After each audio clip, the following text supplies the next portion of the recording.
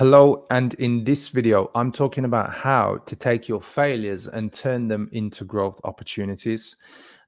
I think one of the biggest challenges as entrepreneurs, course creators, coaches, and so on is knowing the fact that you don't have all the answers, right? Knowing that you don't have all the answers. And it kind of takes me back to, many times in my career as, first of all, a marketing consultant, and then making that shift and becoming more of a mentor, coach, and trainer in marketing, is looking for answers to success. And I want to share a couple of stories on some failures that I've hit in my own career.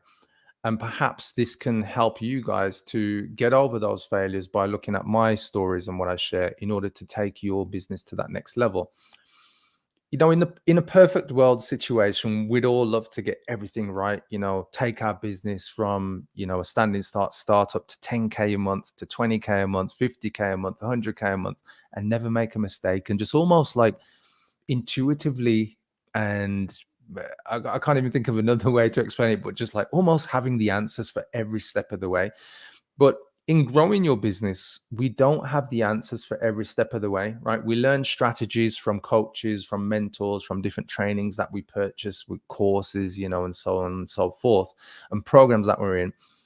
But there are different challenges that we've got to overcome. And I was speaking to my clients on Wednesday in a group coaching call, and just explaining to them that there are a lot of things about ourselves, our own personality, our egos, that even when we're given a strategy, even when we're given the template, even when we're given the script, that we fail because we second guess ourselves. We don't second guess, not, I guess, the thing that we're given, but we second guess ourselves. Sometimes we're looking at, you create a new offer. But can I really charge that much? Or could I really guarantee that thing? Could I make that promise? Can I give them that as an outcome in my offer? And this is the thing that I want to talk about. We create so many great opportunities, and especially when we're starting out on the path of, starting the business and growing the business and wanting to get to that next level, that we kind of see the way. But the challenge that we have is, once we've seen the way, we start second guessing. What am I going to do? Do I need to create this? Do I need to create that? Or what if this happens? And what if that happens? Instead of just getting on with it. And, you hear a lot of the top, motivational coaches and, I guess, trainers, personal development coaches and gurus, who they'll take you through, the different things you need to understand about yourself. And I want to touch on a couple of failures, like I said. So one of them was going back to kind of 2019, end of 2019, 2020, where this was just before the lockdowns. I was running some paid advertising, and we had a couple of done with you clients on at the time. So we're delivering some group coaching stuff as well, but we had some one-on-one clients, and I hired a ads consultant at the time in my business because I was so busy. We were doing group coaching, I was doing done with you marketing strategies for clients and so on. And I took on a paid ads consultant. So they were running Facebook ads for me, and they could also do things like YouTube. But here's the thing, at the time, I was so busy, I hired what I thought on the face of it was somebody who could really do what I needed. I checked their reviews, checked their work history, so on and so forth. But after 2 months of running with this person, what I actually experienced was an outlay of near $6,000, only to find that the work that this person is doing is not really up to the level of what was promised and what I needed. And to make, or I guess to make matters worse, or to add insult to injury, at the time, I continued to then hire them for a further month because I just didn't have the time to be looking at ad accounts for clients because I was so busy, as well as doing the other things that needed to be done. So by the end of it, I'd invested, like I said, $6,000, only to find out that, the person that I'd hired, actually, they weren't delivering what I needed, and they weren't making significant changes and upgrades to the advertising accounts, for my clients. So what was the failure here? Well, the failure was that, I was outlaying this money because I had money. What I didn't have was time. And I thought the outlay of money at the time was the right decision, but I didn't have time, and I didn't have the right system for that person to actually run and get, the outcomes, the results that I wanted. So when I look back at it, the failure was learning that when hiring, you've got to at least, make sure that you've got clear KPIs, you've got a clear idea of what that person is bringing, not necessarily know everything, but you've got to have a clear idea of what that person is bringing and is truly going to deliver. And when it comes to those results, when things aren't being delivered, how are they going to report that, and what are they going to do about rectifying that or making it happen, when things aren't going in the right direction? And that was one of my big lessons. And I remember coming out of that kind of professional work relationship and having that consultant working for me, and they felt like, what's the word? Like as if I'd taken advantage of them, which, I guess every individual takes, being fired in one way or another in many different ways. But in firing that person, what I discovered was the learning was in me understanding what were the KPIs, and did that person also come into the job that I'd hired them for, understanding what the KPIs were. And when things aren't going well, what were they going to do in order to rectify things? And so for me, what I got out of this failure of hiring somebody, spending these $6,000 only to find out actually the work that was being done wasn't great, you know, was to understand what systems are needed. And in this case, it was about Facebook ads. And so I started to understand more about Facebook ads. At the time, I'd already got Facebook ads courses, been on the courses, learned some things, but just understanding the nuances of when you're being kind of bullshitted to, right? When people aren't telling you the truth and you're not 100% clear on whether or not what they're suggesting or doing is going to work. So here's the outcome of that. So what I did, once I'd fired that person, I took on managing one of my clients' ad accounts for about a month. And here's the crazy thing. Within 1 month, my client had generated $119,000 with the changes that I'd made on the Facebook ads account, right? And so from that respect, when you look at it, if I'd invested the time into understanding the system before I took on the Facebook ads consultant, I'd have probably saved myself $6,000 plus all of the time, which is worth more, right? Because, time we can't buy back. And I remember at the time thinking, wow, like the subtle changes that we'd put into ads, which was first of all about kind of value and story, and then retargeting people with our offer and using video testimonials, we kind of cracked, the nut, so to speak. Hey, Jay, thanks for jumping on. So, it's a big lesson to me. So after achieving $119,000 in sales and running the ads for my clients for that 1 month, I now had the system. And then I put another Facebook ads, consultant in place. And then they were running the ads for my clients, but following this system now. And that's the thing that I want to share with you about failure, that the faster we get to failures, the faster it is that we get to the success. And now I want to share my second story with you about failure. So for those of you who don't know, I practice jujitsu. I'm a blue belt in jujitsu, which I'm very proud about. Yeah, so it kind of goes with my blue color here right now.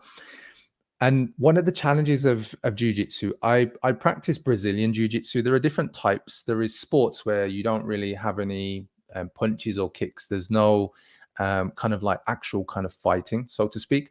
So I practice Brazilian jiu-jitsu, and at least once a week, we have this thing called fight simulation, where you put on these kind of boxing gloves, you put your gum shield in, and what you're allowed to do is simulate a fight.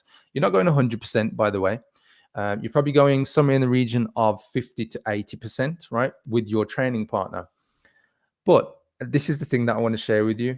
You get punched in the face regardless. You get elbowed in the mouth on accident. You get a knee to the face. Yeah. You get a knee to parts of your body that you feel the next day and you're like, that actually really hurt. Or you might actually get kneed somewhere. Like usually I get kneed in my lip. I don't know why. I know my lips go a bit bruised, and sometimes it shows up on videos. Sometimes it doesn't. But here's the thing that I want to share with you about failure. We had one of the top instructors come to our class about 3 months ago during the summer. His name's Huron Gracie. Like, he's actually world renowned. Him and his brother are very famous. And somebody asked the question, what's the best way to create more success in Brazilian jiu-jitsu, the art of it?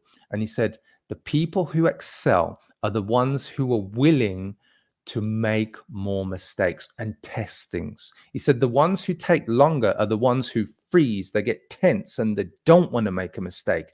And as he was saying this, I was like, wow, what a great business lesson. Because it comes back to this thing about failure and success. And this is what I've picked up on as well in all the years I've been running businesses and helping, businesses scale multi 6 and 7 figures, is that you become tense when you don't want to make a mistake because you're in fear. But if you understand that actually what you need to do is become more free flowing and understand and expect failure to come, but the failure that you experience is a sign and a signal that you are there to pick up from. So long as you take the lesson, you will figure out, either you or with a mentor or coach or people around you, and point you in the right direction. Like even earlier, I was on a call to a past business partner. I used to actually sublet from him. I'd rent my office from him when I had slightly bigger team in house, and we were talking, and he kind of reminded me of something. He said, "Leon," he's like, "I was watching this guy on YouTube, and he's got like a huge following, and he's like."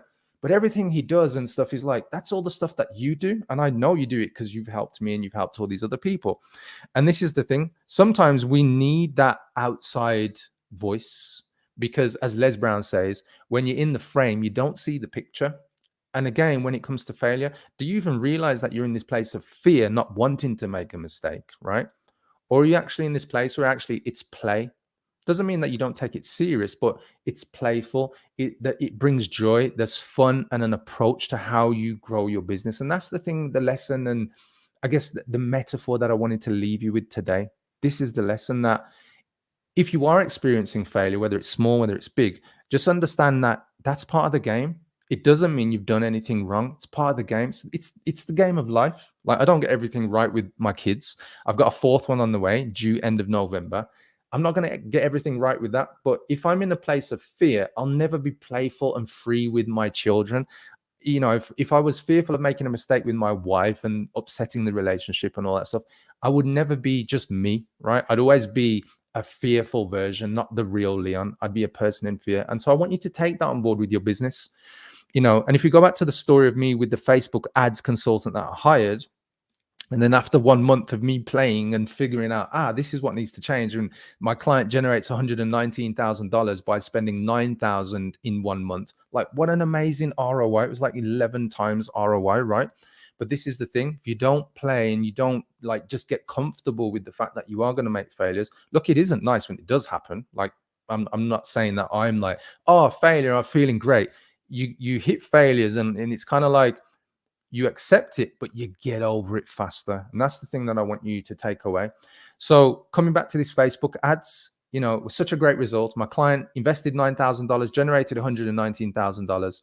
And then here's the cool thing. I took that strategy and applied it with another client. Now this is really cool.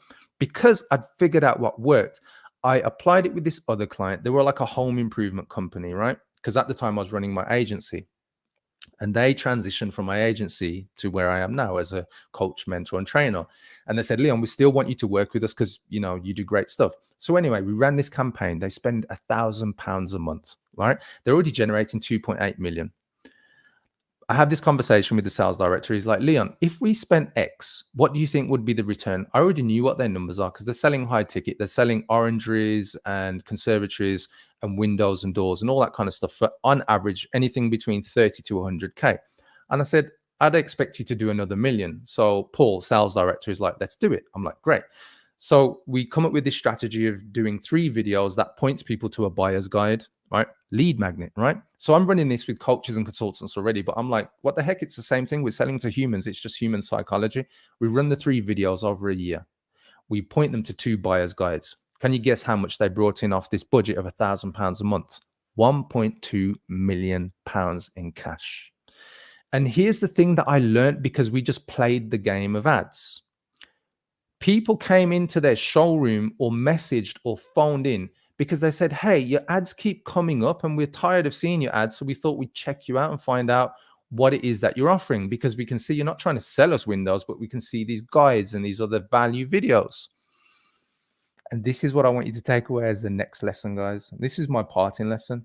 If you'd like to know how to create content that got people to see you, so you were omnipresent and consistently showed up, right? I'm running an ads workshop on Tuesday, the 24th, and it's a 3-hour workshop where I teach you and you implement. It isn't just me teaching for the whole 3 hours. It's a teach and then you implement. I teach a bit more, you implement, and there's a workbook.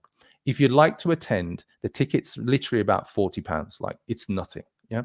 I don't make like huge numbers out of that ticket, but here's what I want. I want to help people who are interested in learning that strategy.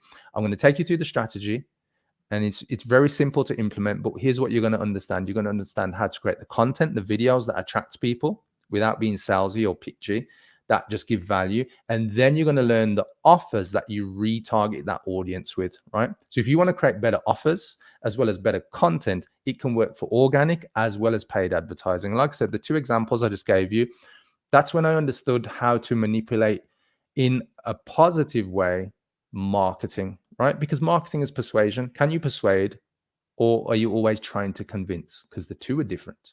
What I've learned is the art of persuasion, and that's what I'm going to be showing you in the workshop. So if you want to attend, guys, just comment below this video with the word ads, or send me a DM with the word ads, and I'll send you the details for the workshop.